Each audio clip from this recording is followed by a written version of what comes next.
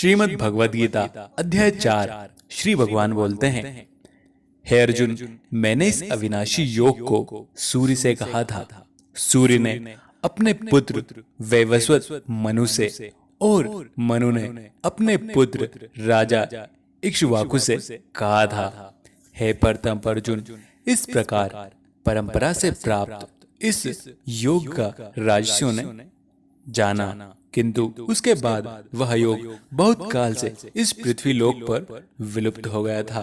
तू मेरा भक्त है और प्रिय सखा भी है, इसलिए वही यह पुरातन योग आज मैं तुझको कहने जा रहा हूँ, क्योंकि यह बड़ा ही उत्तम रहस्य है, अर्थात गुप्त रहस्यों का योग भी इस विषय में छुपा हुआ है। अर्जुन बोलते हैं, आपका जन्म तो अर्वाचित अभी हाल का ही है और सूर्य का जन्म तो बहुत पुराना है, अर्थात कल्प के आदि में हो चुका था। तब मैं इस बात को कैसे समझूं कि आपने ही कल्प के आदि में सूर्य से यह योग कहा था। श्री भगवान कहते हैं, हे अर्जुन, मेरे और तेरे बहुत से जन्म इस धरती पर हो चुके हैं। उन सबको तू नहीं जानता, किंतु मैं दिव्यत्व के कारण जानता हूँ। मैं अजन्मा और अविनाशी रूप हूँ, और अविनाशी रूप होते हुए भी तथा समस्त प्राणियों का ईश्वर होते हुए भी अपनी प्रकृति को अधीन करके अपने योग माया से मैं जब जब धरती को मेरी जरूरत पड़ती है, यहाँ के लोगों को मेरी जरूरत पड़ती है, तब मैं अपनी योग माया से यहाँ प्रकट होता रहता हूँ। हे भारत, जब जब धर्म की हानि और अधर्म की वृद्धि होती है, तब तब ही मैं अपने रूप को रचता हूँ, अर्थात साकार रूप में लोगों के सम्मुख प्रकट होता हूँ।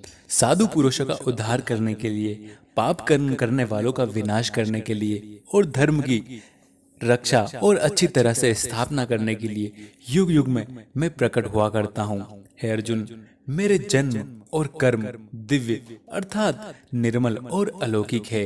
इस प्रकार जो मनुष्य इस तत्व से सर्वशक्तिमान सच्चिदानंद परमात्मा अज अविनाशी और सर्वभूतों की परम गति तथा परम आश्रय है, वे केवल धर्म को स्थापन करने और संसार का उद्धार करने के लिए ही अपनी योग माया से सगुण रूप होकर प्रकट होते हैं। इसलिए परमेश्वर के समान शुद्ध प्रेमी और पतित पावन दूसरा कोई नहीं है। ऐसा समझकर जो पुरुष परमेश्वर का अनन्य प्रेम से निरंतर चिंतन करता हुआ आसक्ति रहित संसार में बरतता है, वही उन तत्वों को जान सकता है और जान लेता है।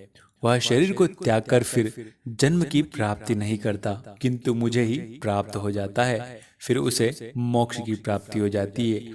पहले भी जिनके राग भय और क्रोध सर्वथा नष्ट हो गए थे और जो मुझ में अनन्य प्रेम पूर्वक स्थित रहते हैं, ऐसे में आश्रित रहने वाले बहुत से भक्त उपयुक्त ज्ञान रूप में पवित्र होकर मेरे स्वरूप होकर प्राप्त हो चुके होते हैं। हे अर्जुन, जो भक्त मुझे जिस प्रकार भजते हैं, मैं भी उसको उसी प्रकार भजता हूँ, क्योंकि सभी मनुष्य सब प्रकार से मेरे ही मार्ग का अनुसरण करते हैं। इसमें कुछ भी संशय नहीं है। इस मनुष्य लोक में कर्म के फल को चाहने वाले लोग देवता का पूजन किया करते हैं, क्योंकि उनके कर्मों से उत्पन्न होने वाली सिद्धि शीघ्र मिल जाती है। ब्राह्मण, क्षत्रिय, वैश्य और शूद्र, इन चार वर्णों का समूह गुण और कर्मों से विभाग पूर्व मेरे द्वारा ही रचा गया है। इस प्रकार इस सृष्टि में रचनादि कर्म का कर्ता और भी मुझ अविनाशी परमेश्वर को तू वास्तव में अकर्ता ही जान। हे पार्थ, कर्मों के फल से मेरी स्पृहा नहीं होती, इसलिए मुझे कर्म लिप्त नहीं करते।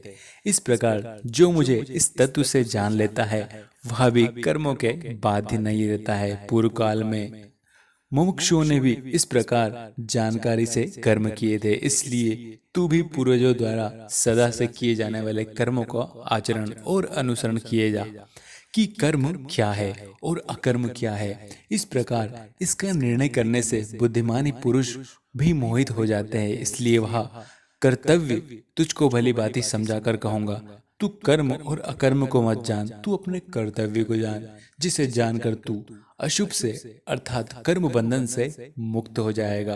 कर्म का स्वरूप भी जान लेना चाहिए और अकर्म का स्वरूप भी जान लेना चाहिए तथा विकर्म का स्वरूप भी जान लेना चाहिए, क्योंकि कर्म की गति गहन होती है। जो पुरुष कर्म में अकर्म देखता है और जो अकर्म में कर्म देखता है वह मनुष्य में बुद्धिमान है और वह योगी समस्त कर्मों को करने वाला है। हे पार्थ, जिसके संपूर्ण शास्त्र सम्मत कर्म बिना कामना और संकल्प से होते हैं तथा जिसके समस्त कर्म ज्ञान रूपी अग्नि द्वारा भस्म हो गया हो, उस महापुरुष को ज्ञानी जन भी पंडित कहते हैं।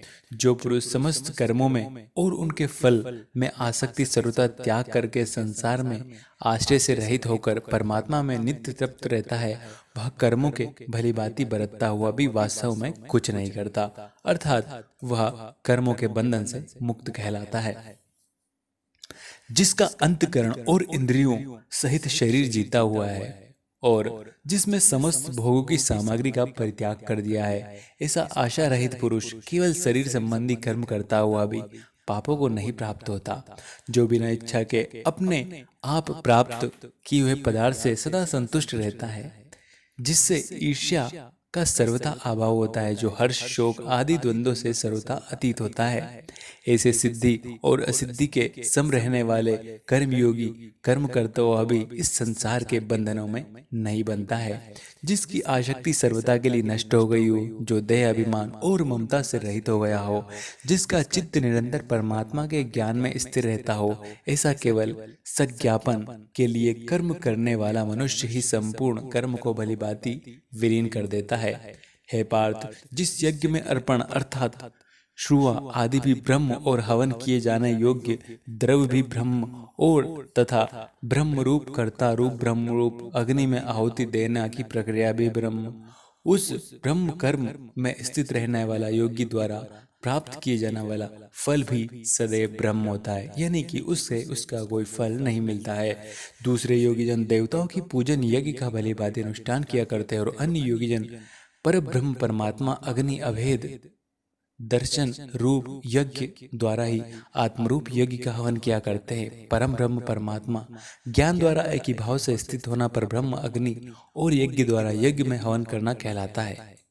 हे पार्थ, अन्य योगी जन शोध आदि समस्त इंद्रियों का संयम रूप से अग्नियों में हवन कर क्रिया करते हैं और दूसरे योगी लोक शब्द आदि समस्त इंद्रियों का इंद्रिय रूप में अग्नियों से इंद्रिय हवन किया करते हैं। दूसरे योगी जन इंद्रियों की संपूर्ण क्रिया और प्राणों की समस्त क्रियाओं को ज्ञान से प्रकाशित कर आत्म संयम योग रूपी अग्नि में हवन किया करते हैं। सच्चिदानंद परमात्मा और उनके सिवाय अन्य किसी का भी चिंतन नहीं किया करते, वह एक हवन कहलाता है। कई पुरुष द्रव्य संबंधी यज्ञ किया करते हैं, कितने भी तपस्या रूप यज्ञ करने वाले तथा दूसरे कितने भी योग यज्ञ करने वाले, कितने ही अहिंसावादी तीक्ष्ण व्रतों को युक्त यत्नशील पुरुष जो है स्वास्थ्य रूप यज्ञ किया करते हैं।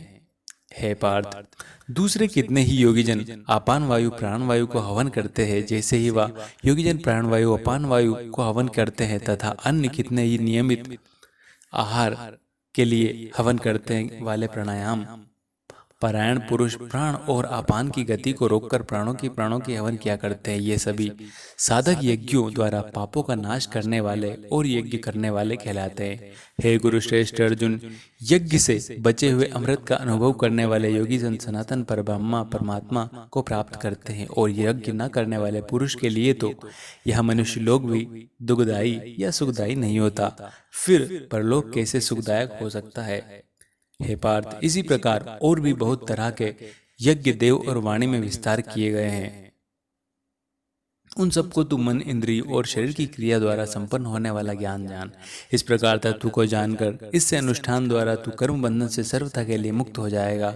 हे परतम अर्जुन, द्रव्यमय यज्ञ की अपेक्षा ज्ञान यज्ञ अत्यंत श्रेष्ठ है तथा यह मात्र संपूर्ण कर्म ज्ञान को समाप्त कर देता है। हे पार्थ, उस ज्ञान को तू तत्वदर्शी ज्ञानियों के पास जानकर समझ, उनको भली बात दंडवत प्रणाम कर और उनकी सेवा कर और कपट छोड़कर सरलता पूर्वक प्रश्न कर, और वे परमात्मा के तत्व को भले भांति जानने वाले ज्ञानी महात्मा तुझे उस तत्व ज्ञान का उपदेश जरूर देंगे।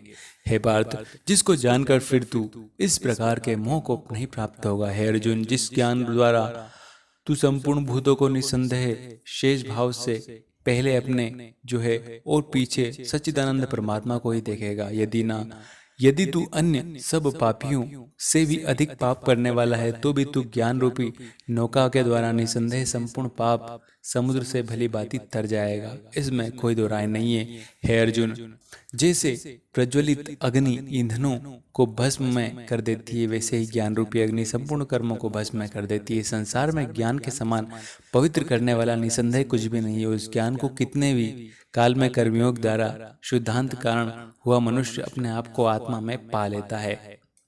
हे पार्थ, जितेंद्रिय साधन परायण और श्रद्धावान मनुष्य ज्ञान को प्राप्त होता है तथा ज्ञान को प्राप्त होकर वह बिना विलंब के तत्काल ही भगवत रूप में यानी कि परम आनंद परम शक्ति को प्राप्त हो जाता है। हे पार्थ, विवेकहीन और श्रद्धा रहित संशय युक्त मनुष्य परमार्थ से अवश्य भ्रष्ट हो जाता है।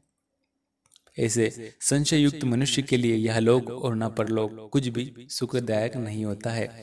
हे धनंजय, जिस कर्मयोग की विधि से समस्त कर्मों का परमात्मा में अर्पण कर दिया जाता है, वह जिसे विवेक द्वारा समस्त संशयों का नाश कर दिया जाता है, वैसे वश में किए हुए अंत कारण वाले पुरुष को कर्म नहीं बांधते। इसलिए है भरतवंशी अर्जुन, तू हृदय में स्थित अज्ञान जनित अपने संशय का विवेक ज्ञान रूप को तलवार से जो है अपने ज्ञान रूपी तलवार से छेदन करके समत्व कर्मयोग की स्थिति में आ जा और युद्ध के लिए खड़ा हो जा, क्योंकि इस समय यही तेरा कर्तव्य है। पापी लोगों का मेरे जरिए तू ही नाश करेगा, यही तेरा कर्तव्य है। श्रीमद् भगवद गीता का 14वां अध्याय समाप्त होता है। जल्दी मिलते हैं 5वें अध्याय में।